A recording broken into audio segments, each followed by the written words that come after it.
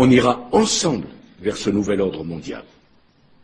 Et personne, je dis bien, personne ne pourra s'y opposer.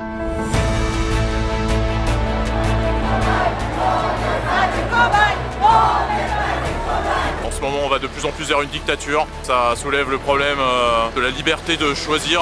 Je crois que notre génération doit savoir que la bête de l'événement est là. Il est temps de travailler ensemble à l'avènement d'un nouvel ordre mondial. Nous utiliserons notre pouvoir pour les rendre dociles et faibles. Ils grandiront en étant déprimés. Nous parlons de cet homme blessé lors d'une manifestation samedi dernier. Il a vraisemblablement été visé par un tir de LBD. Nous utiliserons la peur comme notre arme.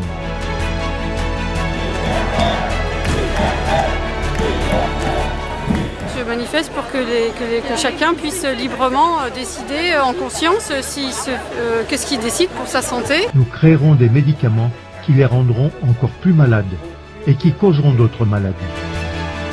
Nous mettrons en place un système monétaire qui les fera prisonniers pour toujours.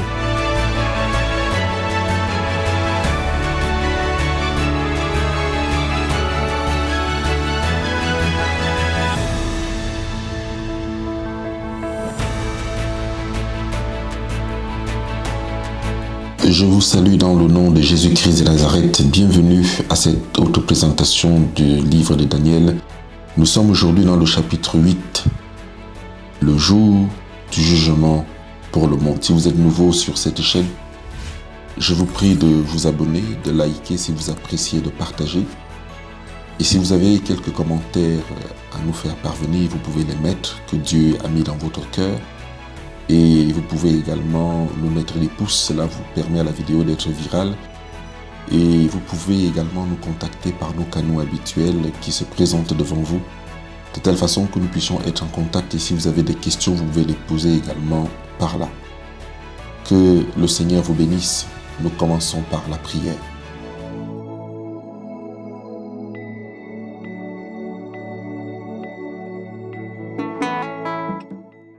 Notre Père qui est dans les cieux, merci parce que tu nous fais vivre dans ces moments déterminants de la fin de l'humanité.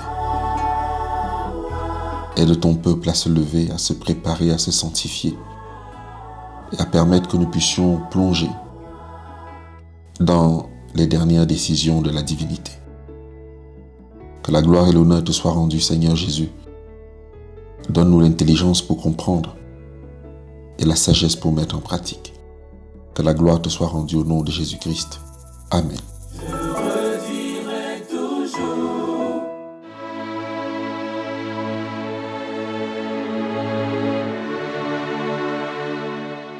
Le jour du jugement pour le monde.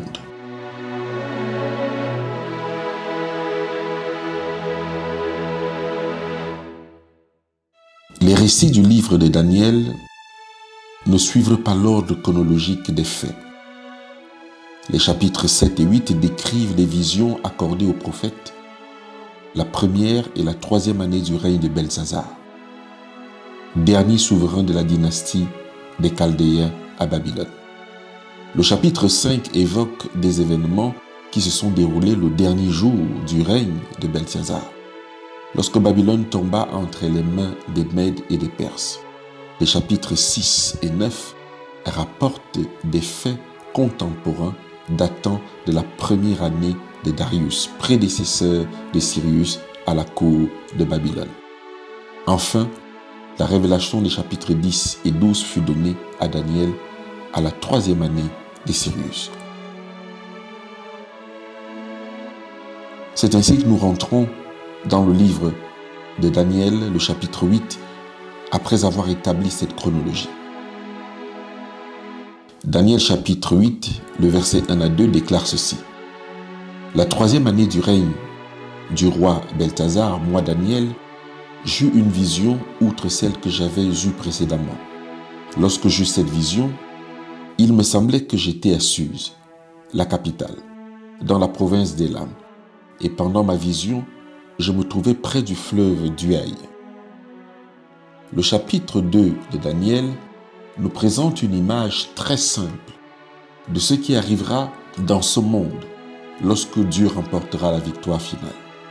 Le chapitre 7 nous fournit plus de détails, mais le chapitre 8 nous donne une image encore plus précise pour que nous puissions savoir avec plus d'exactitude ce qui se passera. C'est ici que nous pouvons assister au grand jugement que nous avions fait qu'entrevoir au chapitre 7. Il faut nous rappeler que le livre de Daniel a été écrit pour nous, qui vivons au temps de la fin, et que, par conséquent, la prophétie de ce chapitre concerne davantage ceux qui vivent aujourd'hui que ceux qui vivaient il y a plusieurs milliers d'années. Au verset 3 et 4 de Daniel, le chapitre 8, il est écrit « Je levai les yeux, et je regardai, et voici un bélier se tenait devant le fleuve, et il avait des cornes. Ces cornes étaient hautes, mais l'une était plus haute que l'autre. Et elle se leva, la dernière. Je vis le bélier qui frappait de ses cornes, à l'Occident, au septentrion et au midi. Aucun animal ne pouvait lui résister, et il n'y avait personne pour délivrer ses victimes. Il faisait ce qu'il voulait, et il devint puissant. Daniel n'eut pas de difficulté à reconnaître ce que le bélier représentait, car il avait déjà appris que les Mèdes et les Perses devaient vaincre Babylone et régner sur le monde. L'ange dit clairement ce qui suit à Daniel, au verset 20. Le bélier que tu as vu et qui avait 2 cornes, ce sont les rois des Mèdes et des Perses. La corne qui s'élevait plus haut que les autres indiquait que les Perses domineraient les Mèdes. Au sommet de leur gloire, les Mèdes et les Perses régnaient sur 120 provinces de l'Inde à l'Éthiopie, c'est-à-dire sur tout le monde connu de l'époque. Nous voyons ça dans le livre d'Esther, chapitre 1, le verset 1.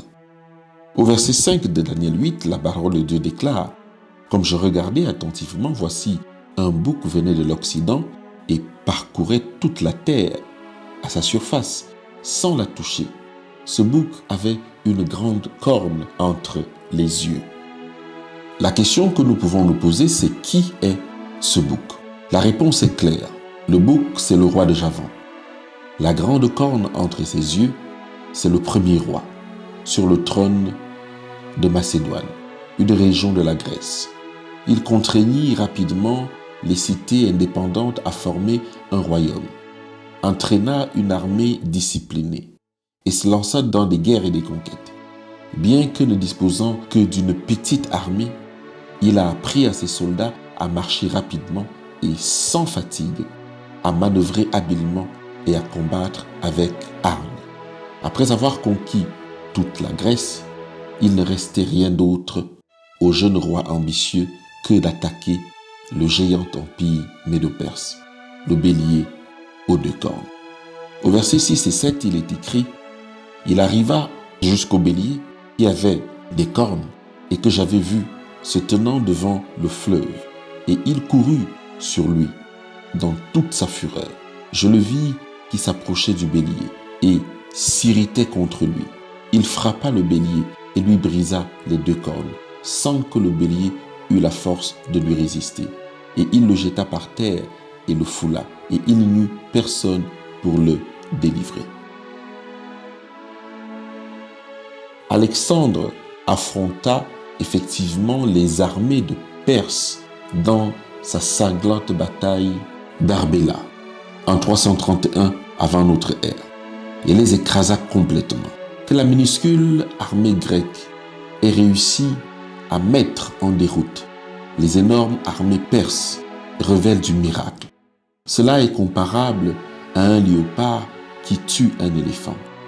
Les Perses ne purent combattre, ils avaient tout simplement perdu leur force. Et au verset 8 du chapitre 8, la Bible continue en disant que le bouc devint très puissant. Mais lorsqu'il fut puissant, sa grande corne se brisa. 4 grandes cornes s'éleva pour le remplacer, aux 4 vents des cieux. Alexandre avait à peine conquis le monde, âgé de seulement 32 ans, que la grande corne fut brisée. Vainqueur du monde, il ne put se dominer. Il mourut à la suite d'une beuverie, murmurant qu'il laissait son empire nouvellement conquis au plus fort. Ces généraux se battirent dès lors entre eux. Finalement, lassés, ils se mirent d'accord pour diviser l'Empire en 4 parties. Lysimaque prit le nord ou l'Asie mineure, Cassandre l'ouest ou la Grèce, Séleucus prit l'est ou la Syrie et Ptolémée le sud ou l'Égypte. Ces 4 têtes de léopard du chapitre 7, le verset 6. Et au verset 9 du chapitre 8, la parole de Dieu déclare « L'une d'elles sortit une petite corne, qui s'agrandit beaucoup vers le midi, vers l'Orient et vers le plus beau des pays. » La langue originelle exprime l'idée que cette nouvelle puissance est issue de l'un des 4 vents des cieux. La Perse fut qualifiée de puissant, la Grèce de très puissant. Et maintenant cette puissance les surpasse toutes deux, car on dit d'elle qu'elle est excessivement puissante. Quel grand empire prit une importance mondiale après l'affaiblissement de la Grèce. Tout étudiant sait que Rome succéda à la Grèce. D'importance modeste au départ, elle accéda à la puissance d'une manière extraordinaire. À partir de 168 avant notre ère, Rome fut reconnue comme le nouvel empire universel. Il n'est pas un seul roi de Macédoine qui puisse être la petite corne, car chacun d'entre eux ne fut excessivement grand. Le plus fort parmi eux, Antiochus Épiphane, fut obligé d'abandonner l'Égypte à la suprématie des Romains. Le plus fort ne chassa-t-il pas le plus faible? Il n'est pas possible qu'Antiochus soit le plus grand et le plus puissant puisque Rome lui dicta sa conduite. Les détails de cette prophétie sont aussi clairs qu'une photographie bien nette.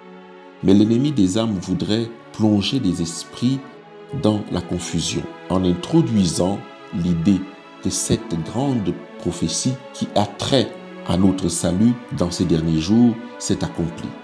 Il y a des milliers d'années dans l'histoire d'un roi insignifiant. L'idée qu'Antiochus Épiphane fut cette extrême grande puissance jette la confusion dans les esprits. Le but poursuivi est de les détourner de la vérité du prochain retour de Jésus-Christ. Le plus beau des pays désigne la Palestine, dont les Juifs parlent comme de l'heure glorieuse ou de leur terre de beauté. Rome entra en rapport avec les Juifs au moment de la Ligue juive en 161 avant notre ère. Au verset 10 et 12 du chapitre 8, il est écrit « Elle s'éleva jusqu'à l'armée des cieux, et elle fit tomber à terre une partie de cette armée, et des étoiles. Et elle les foula. Elle s'éleva jusqu'au chef de l'armée, lui enleva le sacrifice perpétuel et renversa le lieu de son sanctuaire. L'armée fut livrée avec le sacrifice perpétuel. À cause du péché, la corne jeta la vérité par terre et réussit dans ses entreprises.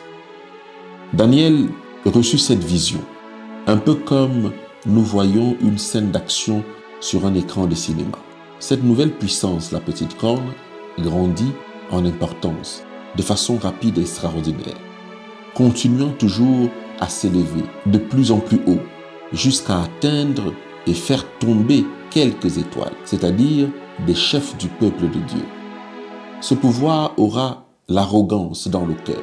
Il s'exaltera lui-même aux dépens même du Christ qui est le chef de l'armée ou même le chef des chefs, comme le dit l'ange au verset 25. Dans l'Apocalypse, Jésus est appelé roi des rois et seigneur des seigneurs. Apocalypse 19, le verset 16. C'est pourquoi la Rome païenne ne conquit pas seulement les Juifs et leurs chefs, mais en réalité fit périr le roi, juste et véritable, le Seigneur Jésus-Christ.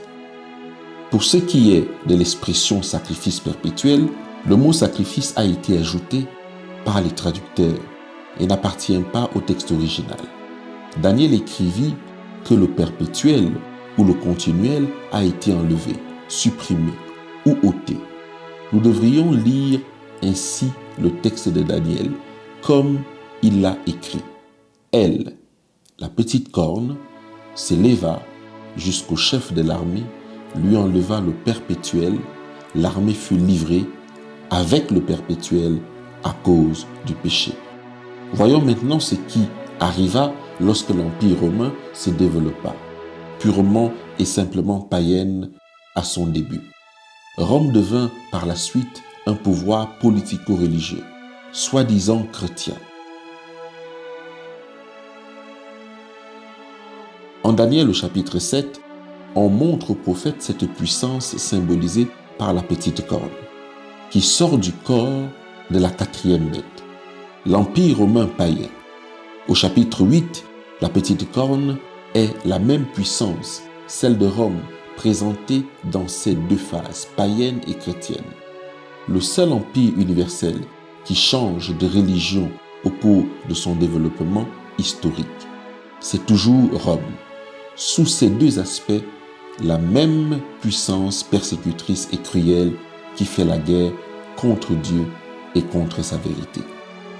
Au jour de Daniel, et pendant près de 1000 ans, la puissance qui opprimait le peuple de Dieu était le paganisme.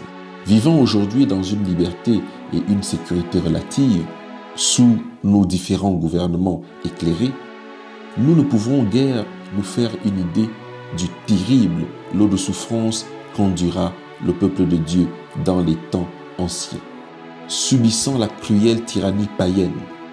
Ce ne fut jamais le plan de Dieu que son peuple subisse une telle oppression. Son infidélité à l'égard du Dieu qui était son roi légitime ouvrit la voie à cet assujettissement. Quoi de plus naturel pour Daniel que de se poser la question qui lui vient à l'esprit? Jusqu'à quand durera cette oppression? Daniel aurait tout simplement souhaité, comme nous l'aurions fait à sa place, que l'ère du paganisme se termine vite, de sorte que le peuple de Dieu soit libéré de l'oppression. Mais à sa grande surprise, il aperçut dans la vision que la petite corne se transformerait en quelque chose de pire. Après quoi, elle continuerait à faire la guerre au peuple et à la vérité, tout en professant être chrétienne. Il reconnut en fait que la petite corne de cette vision était la petite corne qu'il avait vue dans la vision du chapitre 7. Même blasphème contre Dieu, même guerre contre les saints, même intimité contre la loi de Dieu. Nous qui vivons à cette époque dans le monde, à une époque troublée par de grands changements, pouvons-nous voir aisément ce qui arriva lorsque Rome passa de la phase païenne à la phase papale. Beaucoup de personnes abandonnaient leur religion païenne pour embrasser seulement une religion qui se disait chrétienne, mais qui s'adonnait à l'idolâtrie, à la superstition. La vraie foi de Jésus fut piétinée et la vérité jetée par terre. Dans l'Empire romain, la nouvelle foi chrétienne était si attirante et si séduisante pour le cœur humain que le paganisme en tremblait et perdait de son influence. Satan vit que le seul moyen qu'il avait de tromper le monde était d'inventer une religion qui paraissait être chrétienne, mais qui soit en fait aussi ténébreuse que l'ancien paganisme. Son plan était de faire perdre à l'Église la pureté et la simplicité de l'Évangile, en introduisant des erreurs païennes pour les mélanger avec l'Évangile. Car le poison mélangé à la bonne nourriture est plus trompeuse et de ce fait plus fatale.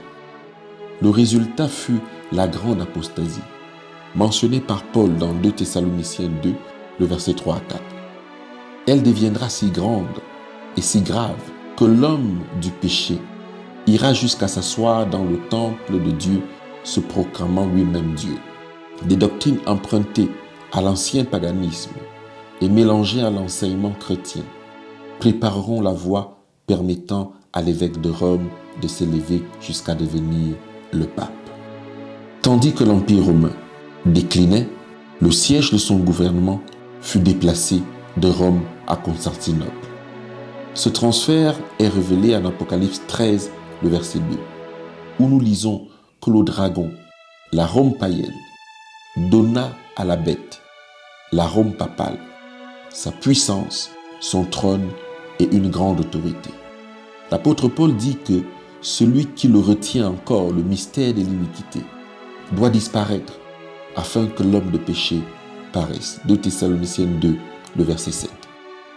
À cette époque, de nombreux ordres de tribus païennes d'Europe du Nord fondirent sur l'Italie et détruisirent la ville de Rome. Ces tribus païennes acceptaient tout à fait, superficiellement, les doctrines du christianisme, alors que leur cœur n'était pas encore renouvelé par le Saint-Esprit. On combattit pour détruire la religion païenne qui avait précédé et pour établir la nouvelle religion de Rome.